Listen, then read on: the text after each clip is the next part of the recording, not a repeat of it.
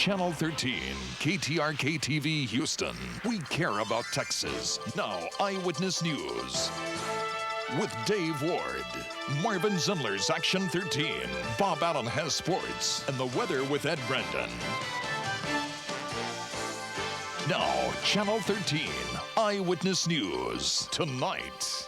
And good evening, friends. Right now, we just don't know. Despite his pledge to surrender over 7 hours ago, still no break reported tonight outside of Waco. Cult leader David Koresh apparently remains holed up in his heavily armed fortress, and we assume that negotiations with law officers continue. Our reporter Alan Himberger is there covering any and all developments, and he joins us now live. Alan, what do we know is the latest?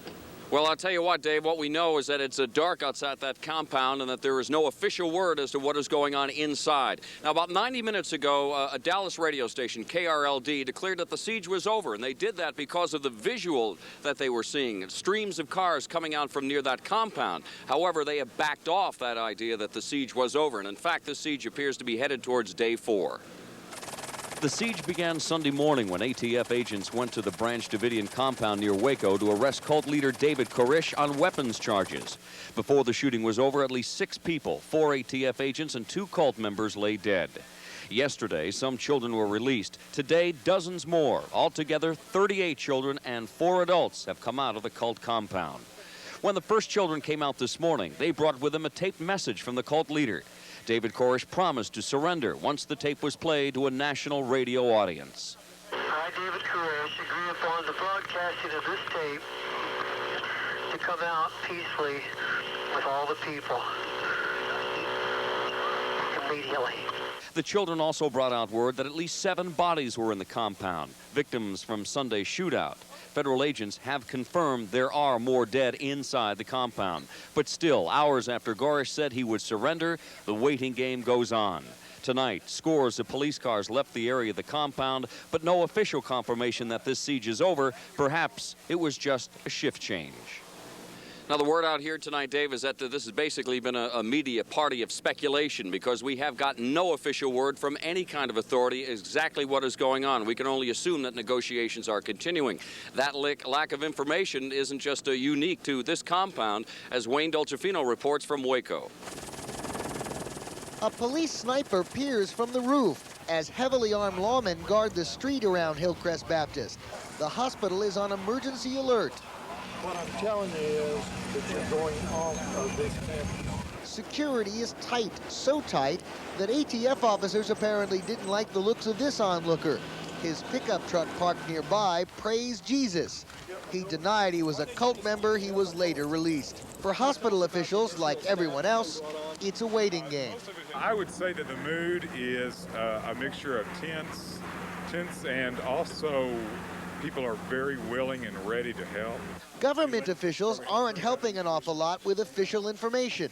Remember what they told us Monday? The 3:30 news conference here has been canceled. That's why today's briefing sounded so familiar. They advise that they are still in a standoff situation at Mount Carmel.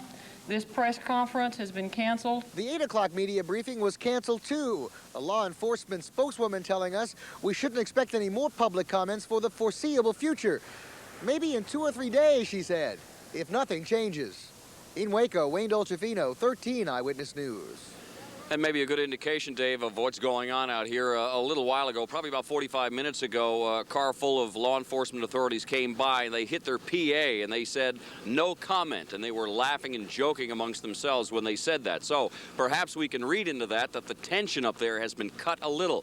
We'll just have to wait and see. We will keep vigil outside Waco at this compound all night or forever, if that's what it takes. Back to you. Okay, very good. Thank you, Alan. Well, there's a Houston area grandmother who's watching the events near Waco with a very concerned eye. Her grandson is that cult leader, David Koresh, although she knows him by his given name, Vernon Howell.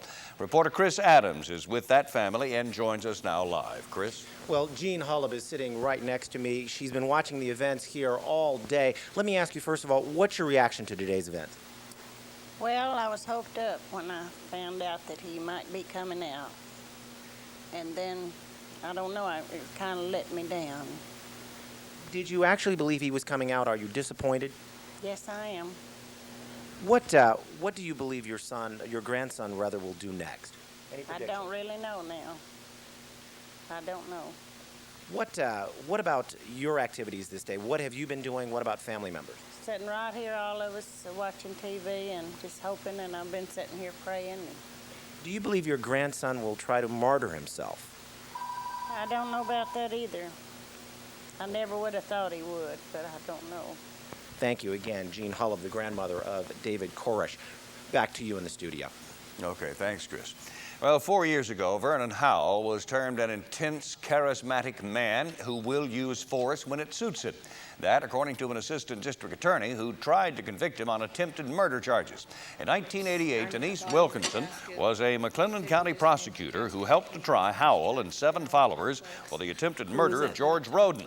Roden led the Branch Davidian sect until Howell's group stormed the cult's Waco compound, armed with high-powered weapons and thousands of rounds of ammunition. Wilkerson says Howell's forceful personality may have helped him win his freedom. His testimony was so compelling to at least a couple of the jurors. They felt compelled to hug him after the trial was over, when the verdict was announced. I've never seen that happen before, and I haven't seen it since. All 7 of Howell's followers were acquitted. The jury failed to reach a verdict in Howell's case, and he was never retried.